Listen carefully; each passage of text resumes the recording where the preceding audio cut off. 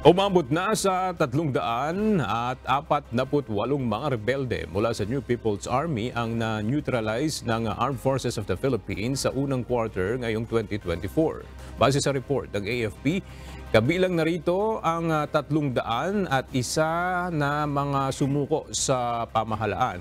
14 na nahuli at 33 na mga napatay sa operasyon mula January 1 hanggang March 7.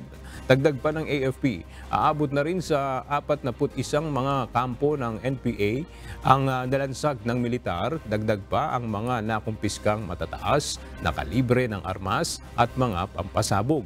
Bukod sa NPA rebels, mayroon ring nasa 44 na mga miyembro ng local terrorist group ang kanilang na-neutralize sa unang quarter ngayong taon.